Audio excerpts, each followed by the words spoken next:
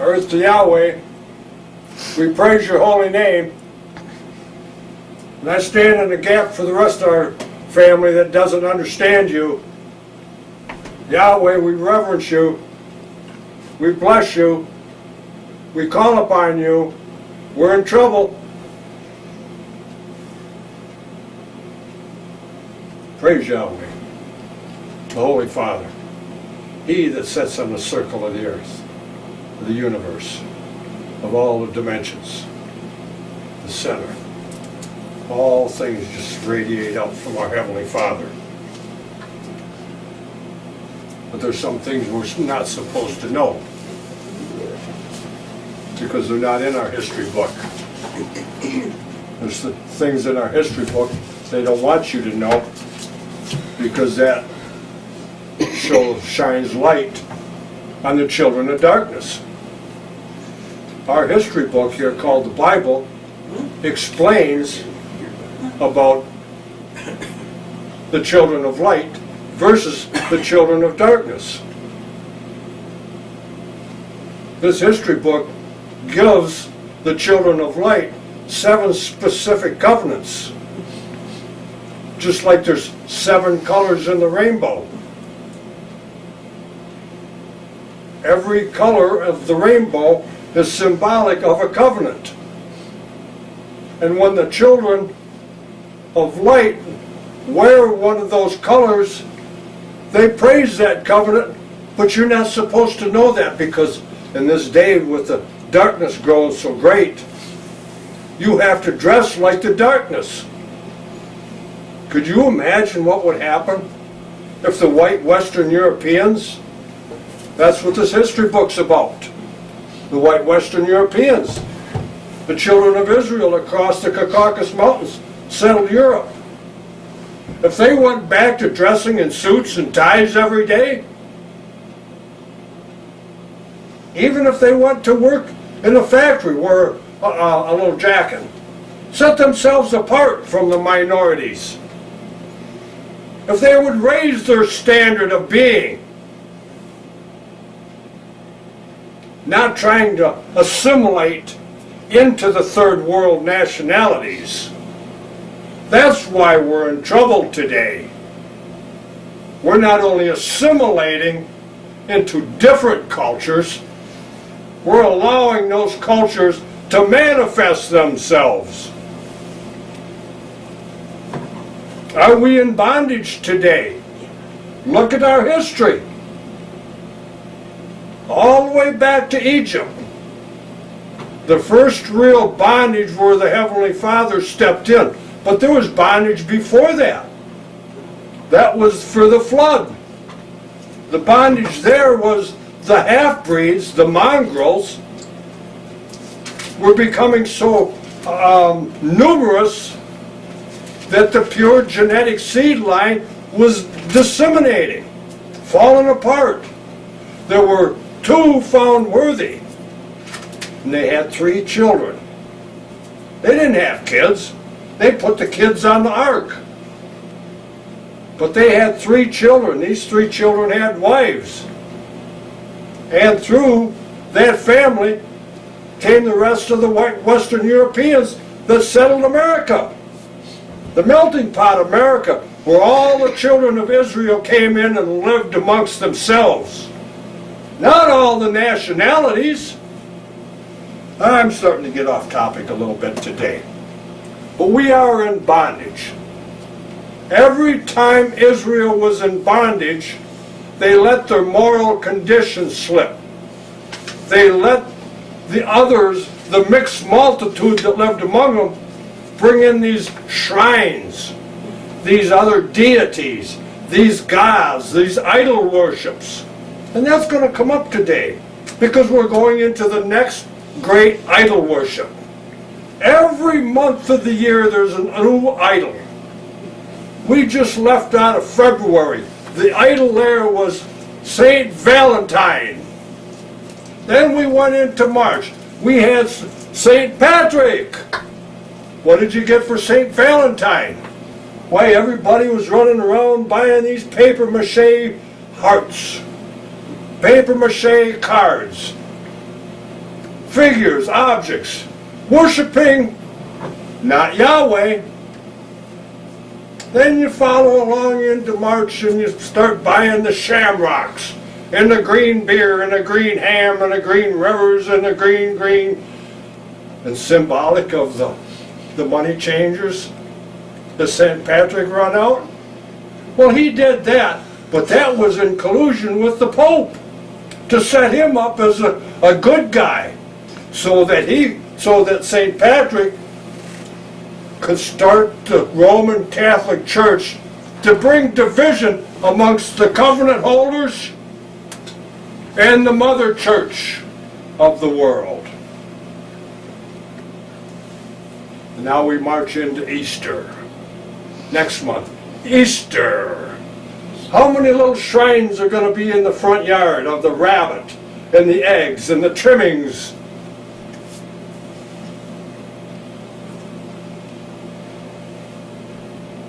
How many Christ people are going to be out here more worried about the celebration of chocolate Easter eggs, marshmallow chicks for their children, all the symbology of sexual reproduction, more than the man that hung on the cross for the redemption of his people? Or was Zechariah wrong when he quoted that in Luke 1, maybe around verse 72? But anyways, I'm getting off topic, but it all flows together, all about Yahweh. Seeing as how we're in bondage, we're going to look at a particular book today out of our history, but I'm going to start out in Hebrews chapter 1 shortly. Short book.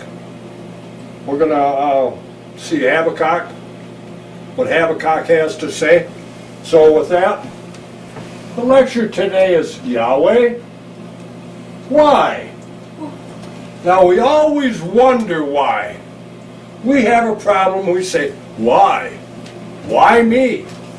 Why does it always happen to me? But then on the other hand, we always think, well, it can happen here, but it always does. Just like the mixed multitude overrun. I'm Yahweh's name witness. I'm a covenant relationship teacher. And see, this is a racial covenant. This does not apply to all the minority nationalities. The covenant was given to Abraham, passed to Isaac, and put into work by the man called Israel, Isaac's second-born son Jacob.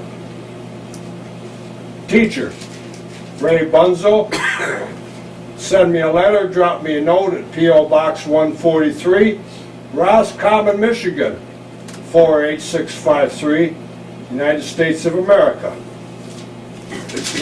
My email address is small characters and a number, rbun9@yahoo.com.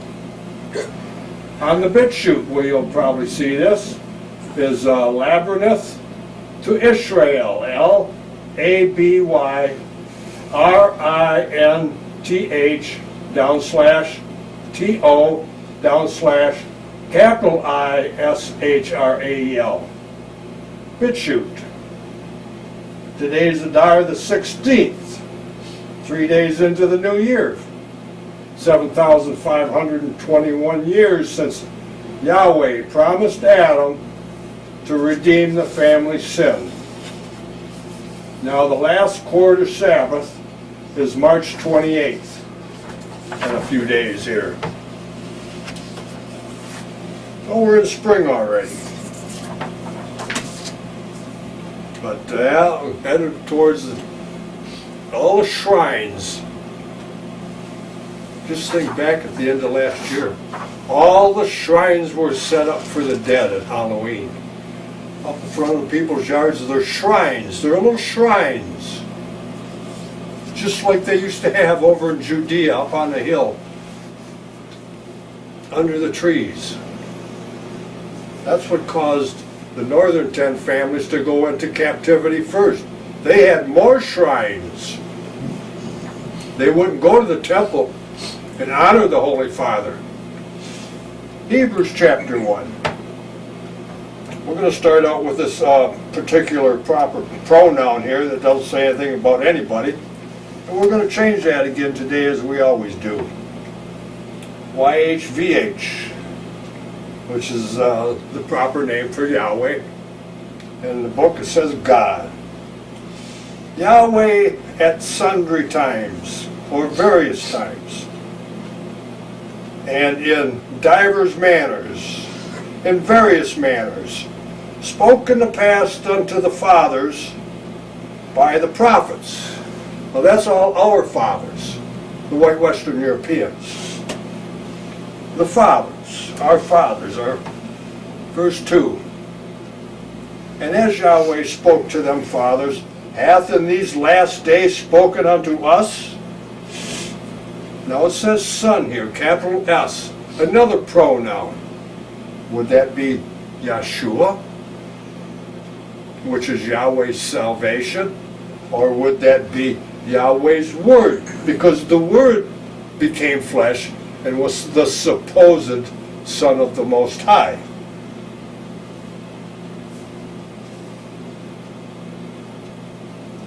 So Yahweh has spoken to us in these days, since the ascension, by his word,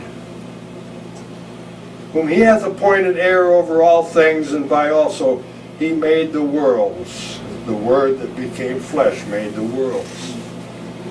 Who being the brightness of his glory, and the express image of his person, and the upholding of all things, by the word of his power, when he had by himself purged our sins, sat on the right hand of the Father of the Majesty on high. The Word that became flesh sits on the right hand of the Father to judge the living and the dead. And I can take you places and explain that to you, but that's a lecture for another day. Now we'll go back to Habakkuk. And now we'll go through this little chapter. Now Habakkuk, he was concurrent with Jeremiah about the same time. Habakkuk, now in your center reference, will tell you that Habakkuk did his ministry, gave his prophecy somewhere in the time frame of 626 BC. Jeremiah started about 629. Let's see, as you go through chapter 1 of Habakkuk, you can go back into Isaiah. Isaiah started his prophecy about 760. So what is that, 130 years earlier? Anyways, almost every verse in Habakkuk 1 goes back and counter relates to what Isaiah had said 100 plus years ago, or from the time that Habakkuk spoke.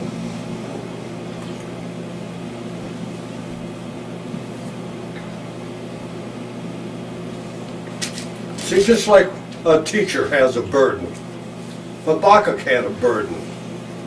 And this burden is put on us by we the people.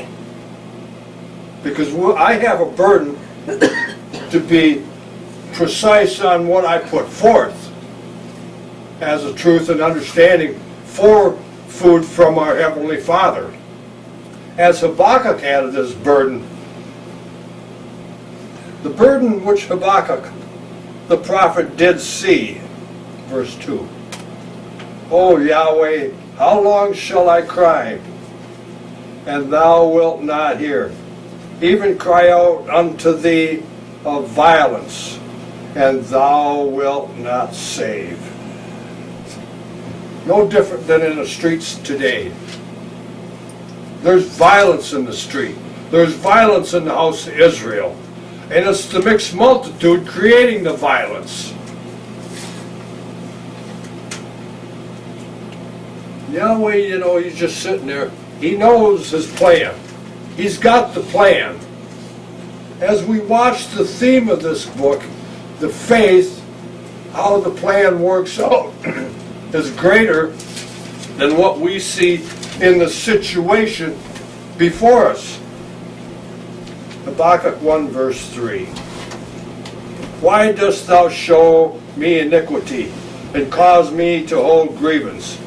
For spoiling and violence are before me, and there are that raise up strife and contention. Now we're going to go over to Jeremiah chapter 12 for a little reference here. I could jump around today a lot, but we're not going to do that. We're going to jump into Jeremiah and Job and Revelations and even Nahum, Psalms and Luke. Jeremiah 12. Start out with verse 1. I'm going to try and keep these side trips short. Easy, 20. 12. Righteous art thou, O Yahweh, when I plead with thee. Yet let me talk with thee of thy judgments. Wherefore doth the way of the wicked prosper? Wherefore are all they happy that deal very treacherously? Thou hast planted them, yes, they have taken root. They grow, yes, they bring forth fruit. Thou art near in their mouth and far from their reins. They're running free today, but remember, Yahweh has brought these strifes and problems on his disobedient children for allowing these little shrines to pop up in their lives, amongst other things. Verse 3, Jeremiah 12. But Yahweh, you knowest me. Thou hast seen me and tried my heart toward thee. Pull them out like sheep for the slaughter, and prepare them for the day of slaughter. How long shall the land mourn, and the herbs of every field wither for the wickedness of them that dwell therein?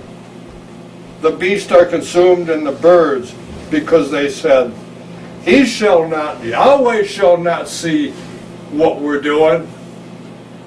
But see, even today, the birds are fewer. The butterflies are fewer. The animals on the ground are fewer. But what the people don't see is the microwave in the air is great. It's enormous. Back to Habakkuk 1. Disrupting the natural harmony, the natural balance. And it's not just the bees dying off that are going to affect our crops. Verse 4.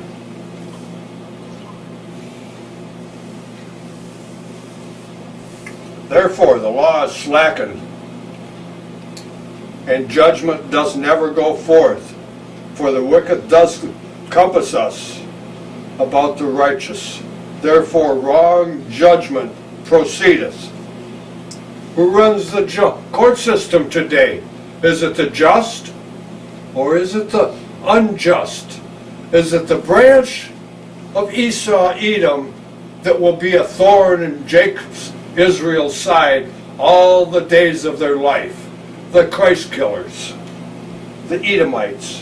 Verse 5, Behold ye among the heathen, and regard and wonder marvelously.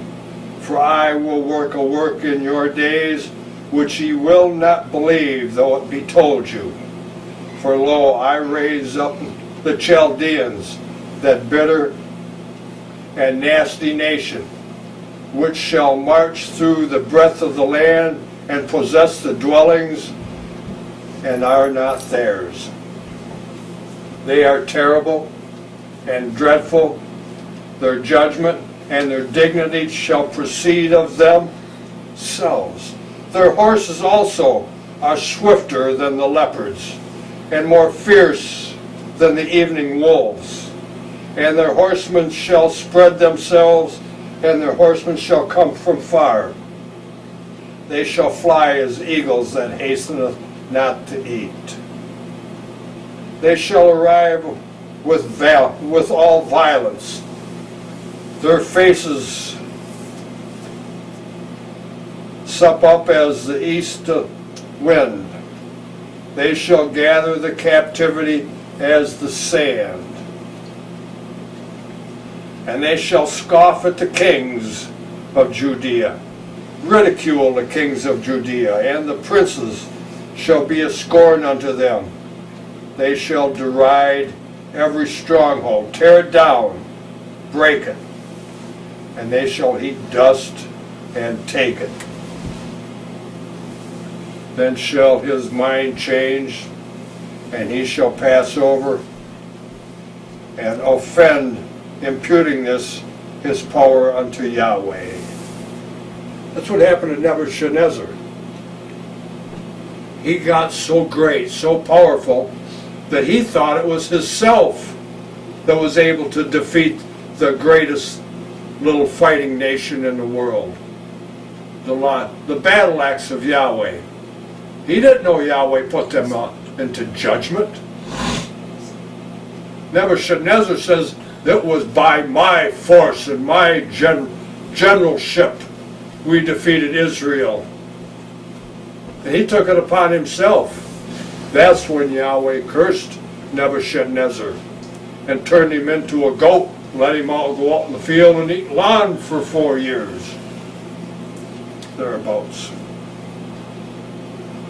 So he was imputing his actions by his own self and his own bunny rabbit gods, or his own Ashtaroth, Dagon gods.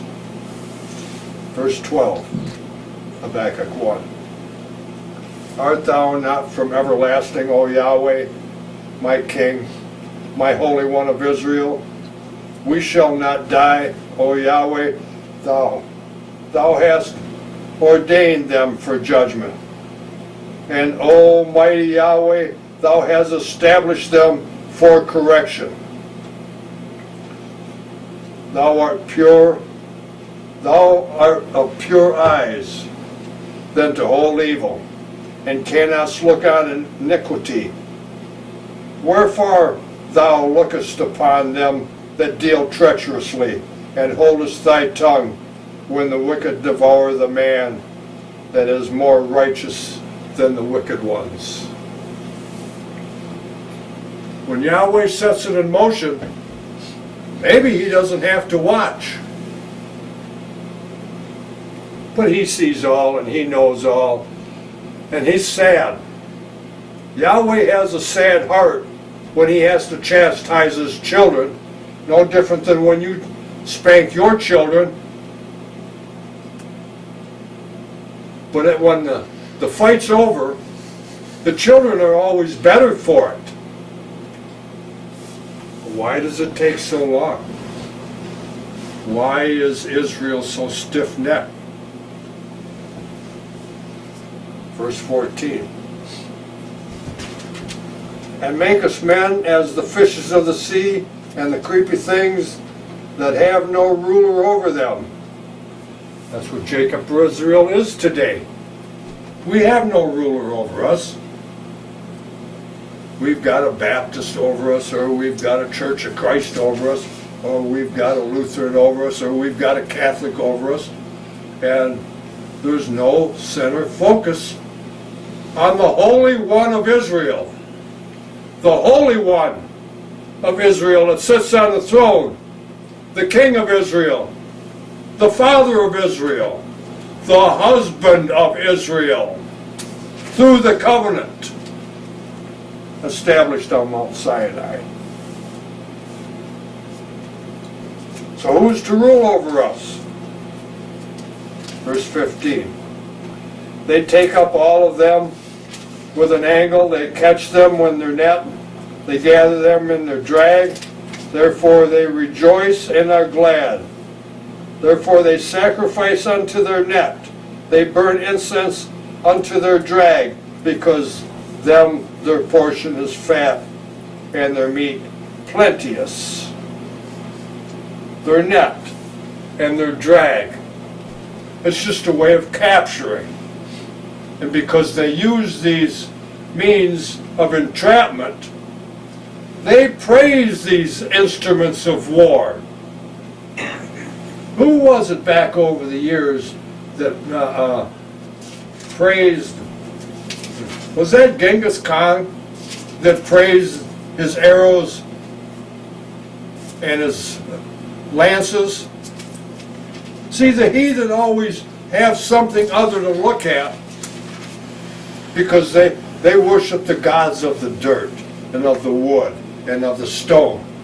They don't have the spirit to understand the fullness of the Holy One of Israel. Verse 17. Shall they therefore empty their net and not spare continually to slay the nations? Chapter 2, Habakkuk. Habakkuk asks the question. Well, he makes a statement first. I will stand upon my watch to set me upon the tower, and will watch to see what Yahweh will say unto me, and what I shall answer when I am reproved or corrected.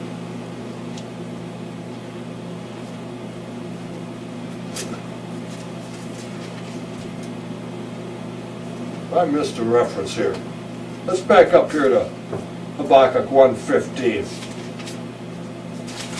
where it says they take up all of them with the angle, they catch them in their net and gather them in their drag, therefore they rejoice and are glad. And their sacrifices unto their nets and their burnt offerings unto their drag. Let's go over to Revelation 11. See, this is prophetic of Revelation 11.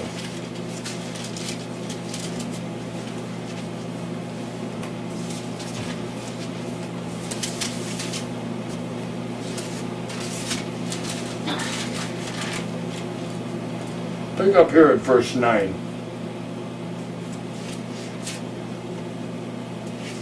Verse 7.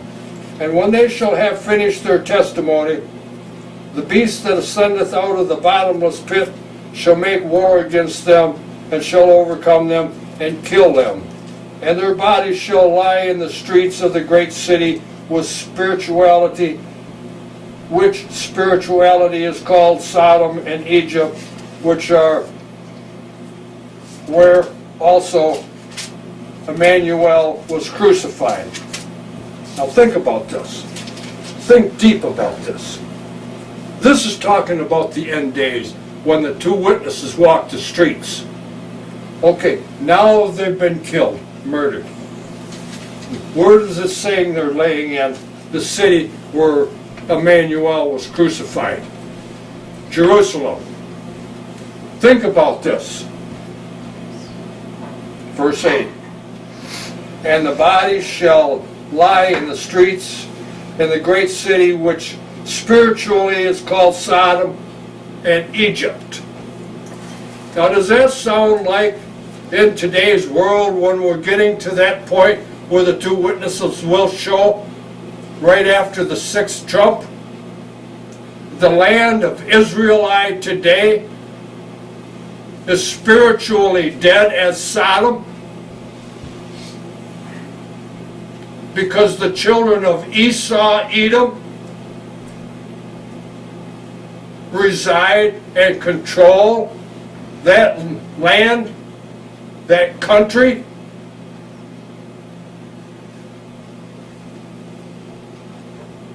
And their bodies shall lie in the streets of that great city, which spiritually is called Sodom and Egypt, where also Emmanuel was crucified. Verse 9. And they of the people of the kindreds and tongues and nations shall see the two witnesses' dead bodies 3 days and a half, and shall not suffer their dead bodies to be put in the grave. And they that dwell upon the earth shall rejoice over them, and make merry, and send gifts one to another, just like over here in Habakkuk, where they're praising their nets and their drags. Now let's go to Habakkuk chapter 2.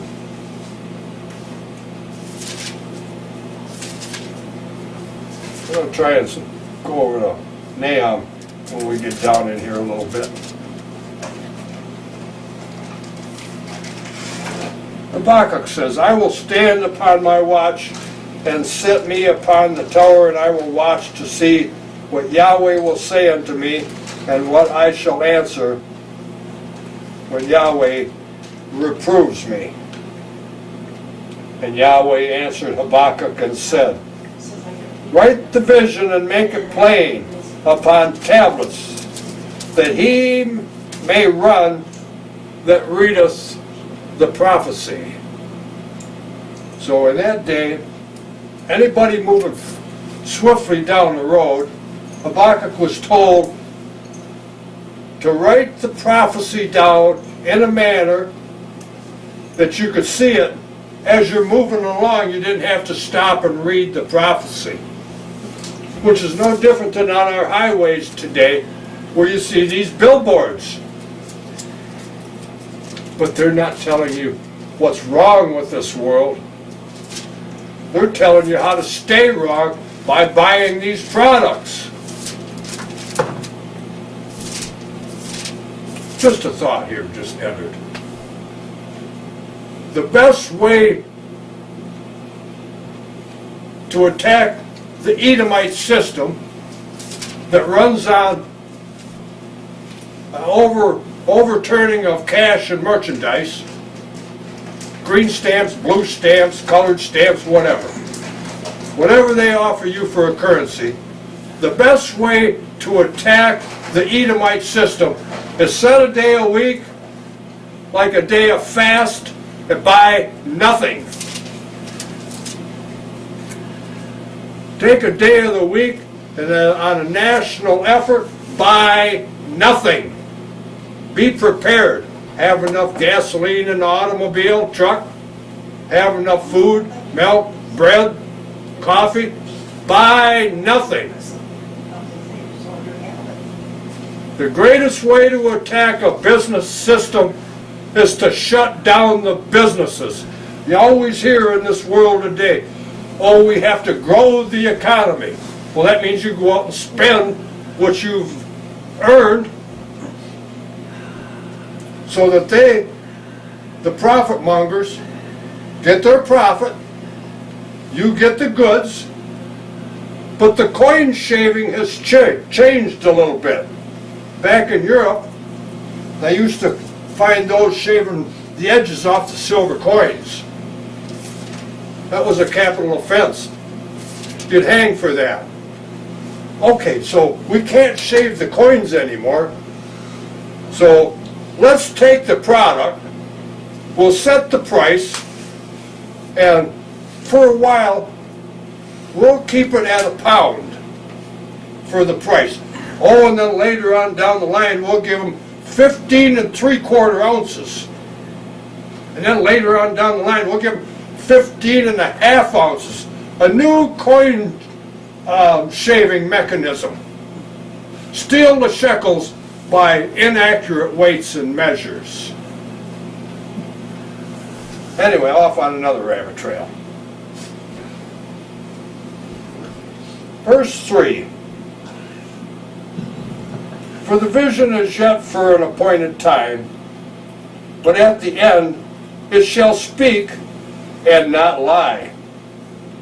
Though it tarry, wait for it, because it will surely arrive, it will not tarry. As we live in the third dimension, we just get used to the third dimension. Mechanism. Time is a mechanism. Keeps us moving. If it weren't for time, we wouldn't know there was anything here. Time didn't move, you couldn't see anything move. But anyways, another story for another day. The word tarry here is to wait. The time factor is abstract. Now you get into the differentiation between earthly time and heavenly time. 1,000 years on earth is a day in heaven. So, if you want to tarry, as long as your eye takes to blink, a twinkling of an eye, is 12 seconds in the divine dimension. Or, if you're going to get raptured, and go to heaven for 7 years. Now, is that earth time, which would be about 22 or 23 minutes? Or is that heaven's time, 7 years, is something like 24 million years? So, maybe the rapture isn't all it seems to be. So, when we have to tarry, we have to wait for the conclusion at whatever distance that time is. But still fret not, which is real hard for the vanity of man. Verse 4. Behold the soul, the proud soul, which is lifted up, is not upright in him, but the just shall live by faith. See, those that are lifted up, they're proud, they're haughty. Well, this is my church. This is my radio show. This is my whatever. Those that are proud in amongst themselves. But those that are meek, that tend to business, and don't shy from business, and attack the business in an orderly fashion, because the covenant isn't about disorder, it's about order. And the laws are about order. So the upright, proud individual is not about the kingdom. It's the meek. And the just shall live by what they're not seeing, by the faith. Verse 5. Ye also,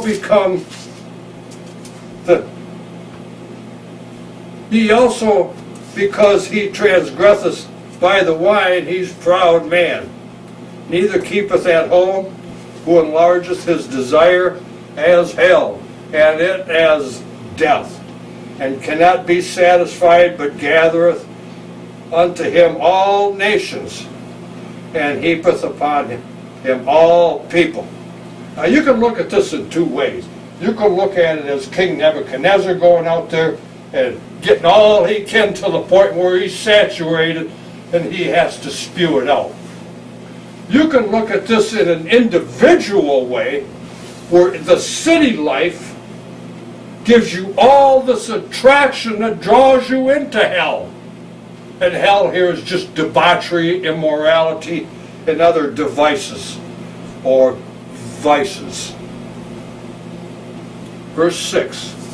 Shall not all these take up a parable against him, and taunting proverb against him, and say, Woe to him that increases that which is not his? How long to him that ladleth himself with thick clay?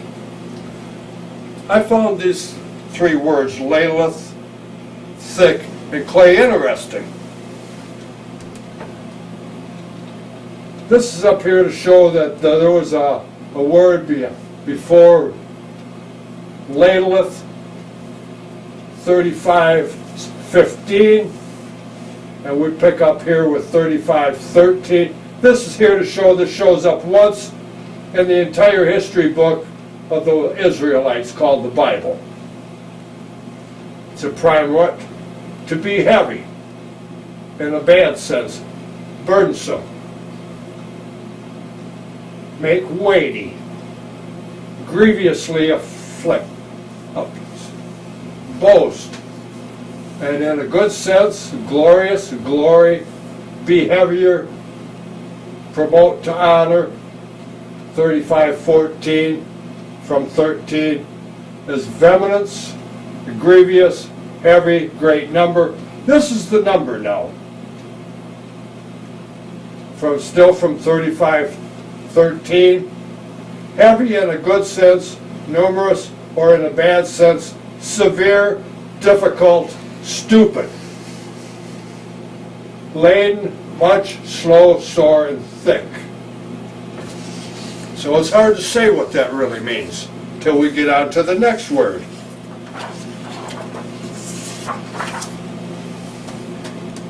Thick. These are the numbers.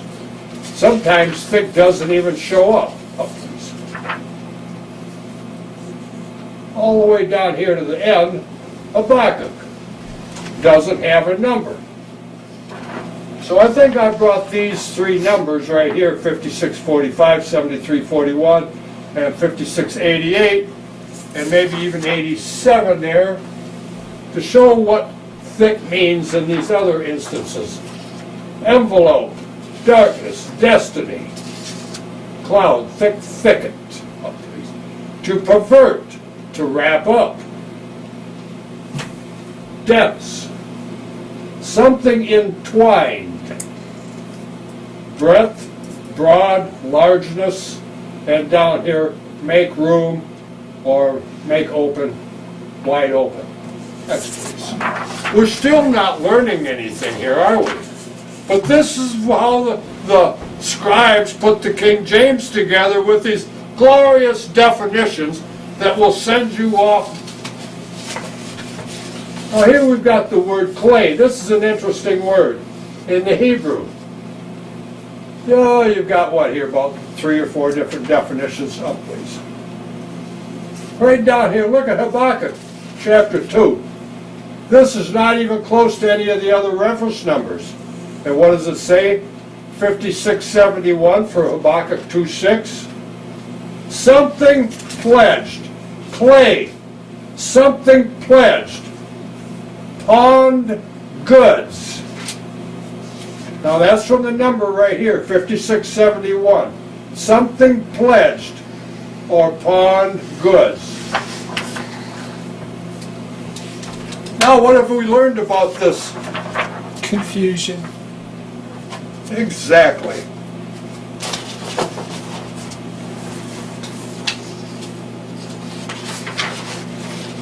Well, I'll just leave that in your own mind to figure that out, because I'm just here to teach, not tell you what to think. Habakkuk 2, verse 7. This is the answer. Shall they not rise up suddenly, that shall bite thee, and awake that shall vex thee, and thou shalt be for booty unto them? Spoils. Because thou hast spoiled my nations, all the remnant of the people shall spoil thee, because of men's blood, and for violence of a land, of a city, and all that dwell therein. Woe to them that coveteth an evil covetousness to his house, and that he may set his nest on high, that he may be delivered from the power of evil.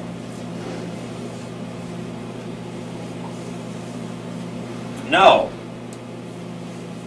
is this something that the United States has done by the illegal representatives that sit in the Congress and the representation of we the people? Verse 10. Thou hast counseled shame to thy house by cutting off many people, and hast sinned against thy soul. Is this maybe illegal wars that the United States should have never been in? Verse 11. For the stone shall cry out of the wall, and the beam out of the timber shall answer it. Here you've got two witnesses of things that are sort of inanimate, but still in their harmonic resonance in this third dimension. Everything vibrates in a resonance. In the ethers, they have their own sound. They still witness what they see in this third dimension. The stone cries out, and the timber answers. Verse 12. Woe to them that build a town with blood, establish a city by iniquity. Behold, it is not of Yahweh of Israel that the people shall labor for the very fire, and the people shall worry themselves for their vanity. That's what we do today. Our people don't tend the farms, little farm kingdoms they once lived on. They've been drawn into the city from one contrivance to another to draw the people into the snares of the city, where you can be taxed, where you can be double taxed, where you can be triple taxed. And we're in this bondage today that man cannot save himself. But it will tarry. Verse 14. For the earth shall be filled with the knowledge of the glory of Yahweh as the waters cover the sea. Woe unto him that giveth his neighbor drink, that putteth thy bottle to him, and maketh him drunken also, that thou mayest look on their nakedness. So, when Ham looked on Noah's nakedness, meant he has sexual relations with his mother. So, when you look upon your neighbor's nakedness, one or the other is doing something that's covetous or infidelis, or maybe as you go over, ever since they've been having the automobiles back in the 30s, they'd go over and have a house party. All the guys come in, throw their key and hat, and when the party's wrapping up, the women go by and grab a key, go home with somebody different by chance. Isn't that what it says? And look at the neighbor's nakedness. Verse 16. Thou art filled with shame for glory. You're filled with the shame and you believe it's a glory.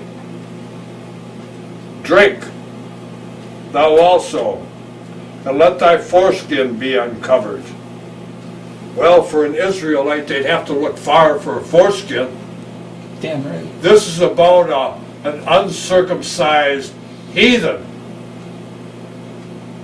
Or was Yahweh wrong when he said to be circumcised forever? Even though the dichotomy with Paul was saying when they ran into the Gentile nations of Israel, that when they weren't circumcised, they could still believe and be brought into the fold until they were circumcised. Drink thou also, and let thy foreskin be uncovered.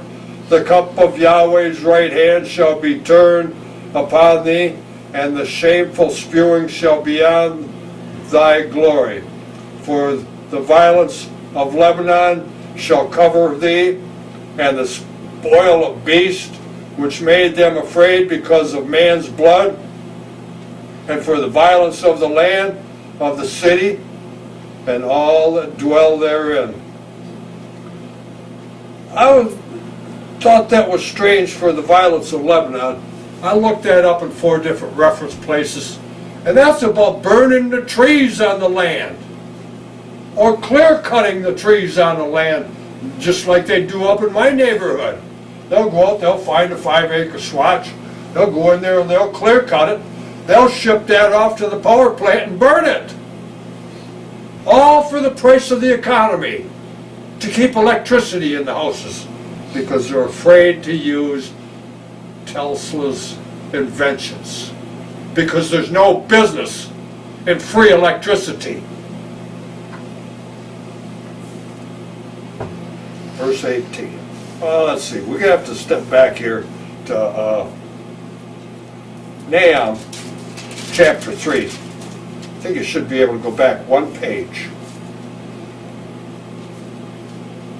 Pick up a few sentences right here. Nahum chapter 3. Woe to the bloody city! It is full of lies, robbery. The prey departeth not. The noise of the whip, the noise of the rattling of the wheels, and of the prancing horses and the jumping chariots. The horsemen lift up both the bright sword and the glittering spear. And there's a multitude of slain, a great number of carcasses, and there is none end to the corpses.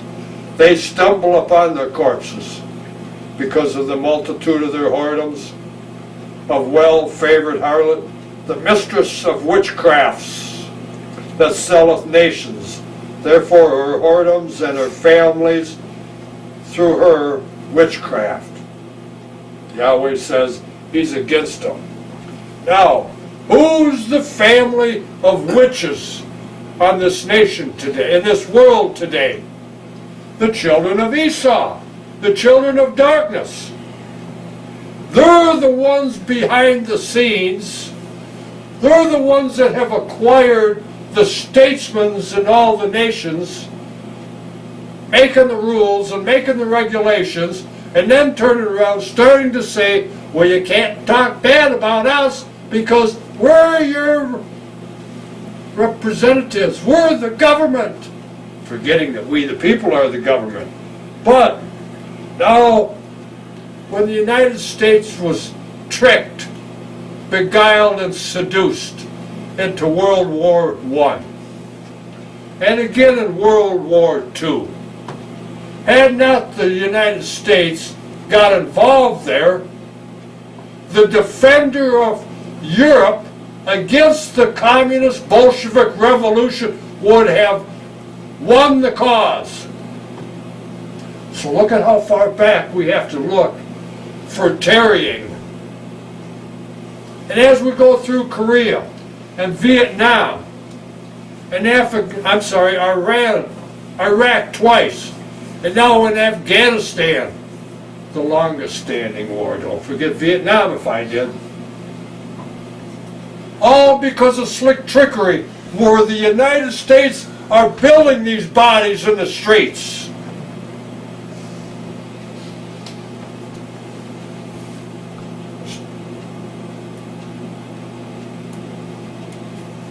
Back to Habakkuk.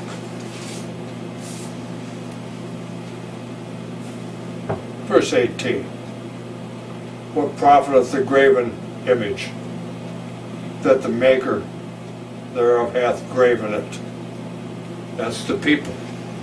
What's the value in the Easter bunny and the eggs that you put in your front yard?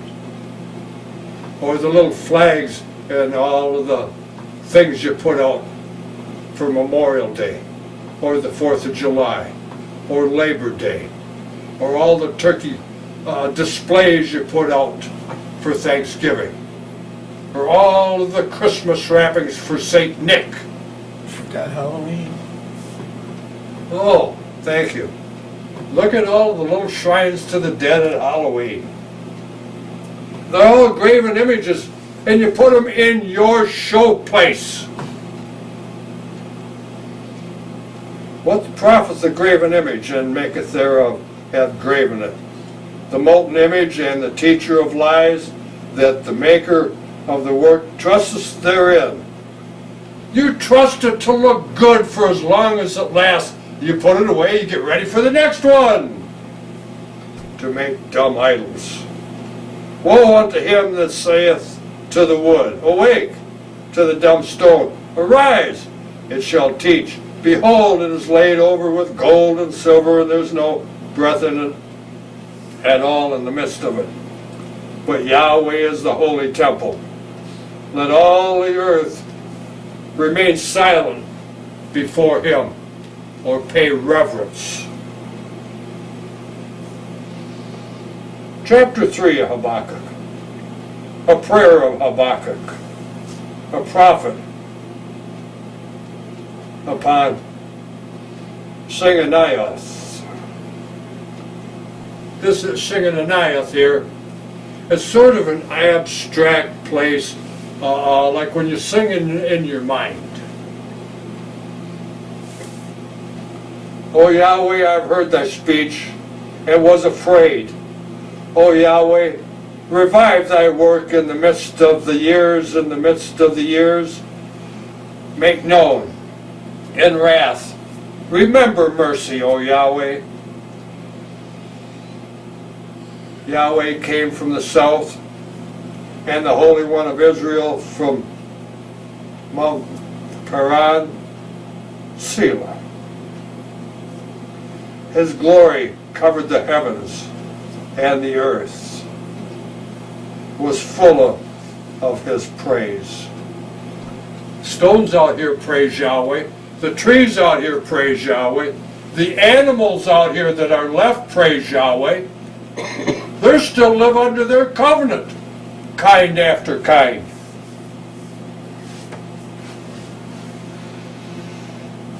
Verse 4, chapter 3 of Habakkuk. And his righteousness was the light. He had horns coming out of his hands. Horns, a projection of light. And there was the building, the hiding of his power. There was no more hiding of his power. Because on his return, as the King of Kings, and the King of Lords, and the Holy One of Israel, nothing can stand. But Yahweh stood and measured the earth, the arats. And when they're talking about this earth in that day, it was all of the Mideast, all of the kingdom of Nebuchadnezzar. Yahweh beheld and drove asunder the nations. Now the nations, the Assyrians, the Babylonians, the Egyptians, the Hittites, the Perizzites, and all the other idiot tribes, made them stand up and take notice as Babylon fell and Darius went in.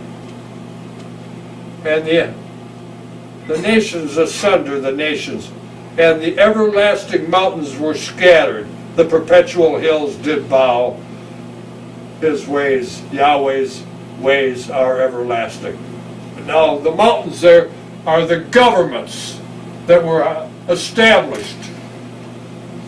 Because we know Sennacherib the Assyrian up north was nothing but a cousin to Nebuchadnezzar, because they were all an extension of either the Hittites or the Edomites. Remember, Esau married a Hittite Canaanite from the Canaan son of Ham, Canaan. Verse 7. And the tents of Cushan in affliction, and the curtains in the land of Midian did tremble. Cush, Mizraim, Phut, and Canaan. Those are the four sons of Ham. Now, Cush here is talking about Cush and the affliction. Cush goes back. Remember when Dr. Wickstrom used to refer to Wallace E. Budge, the historian from England, and the works from the Ethiopic? Cush was the originally known as the Ethiopians until the great identity theft of Cush back in the early 1700s thereabout, where they switched. See, the Christ killers think that far ahead, knowing that Manasseh is so brain dead, they're not going to think back. And now we know that the Ethiopians have a land just below Egypt on the east side of the continent of Africa. But the original Ethiopians were one nation west of Egypt. And then Mizraim was one nation west out to the Atlantic Ocean on the northern rim of the African continent was Mizraim. The Libyans, another identity theft. And then Canaan, we know they had all that land over there, which today is known as Iran, and the rest of that, Israel, Palestine, Syria, Arabia Desert, and all that. And a little more, a little less. So,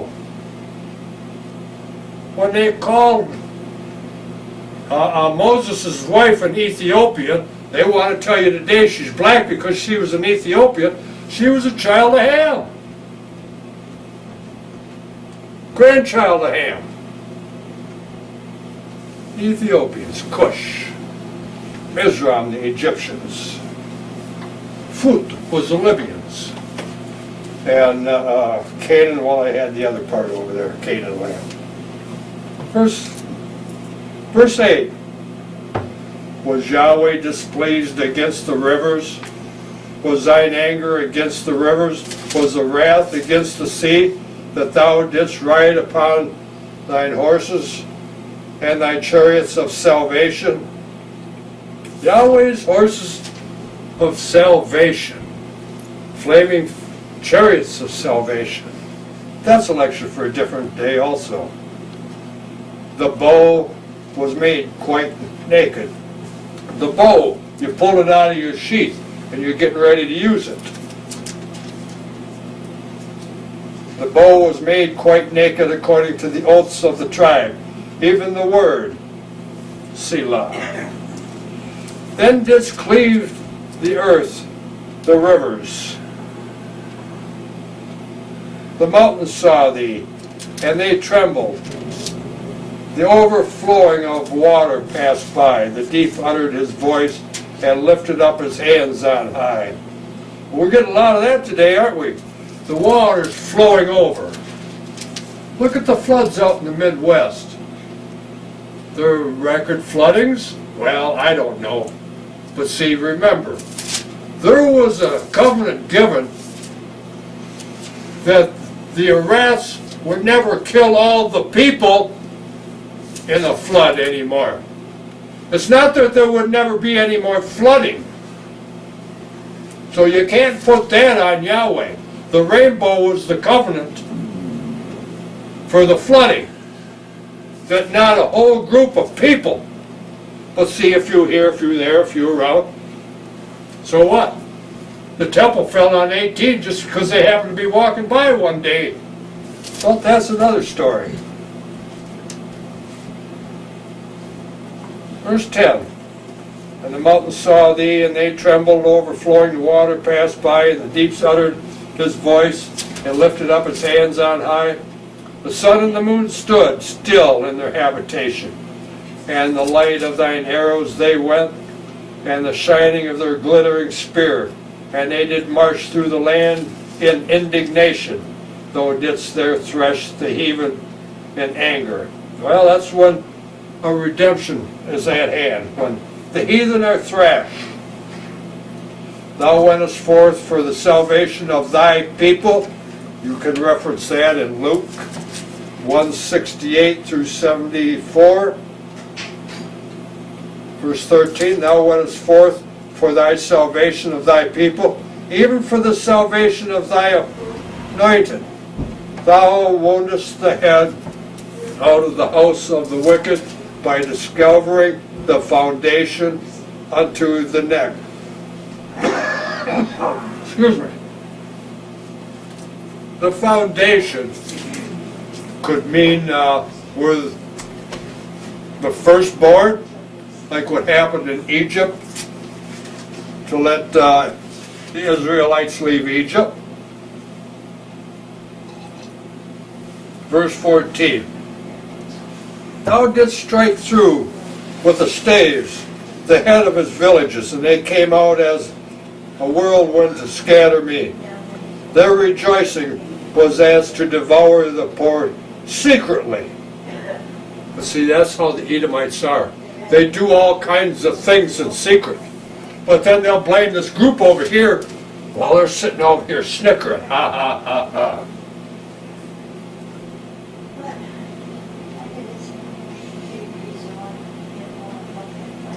Verse 15.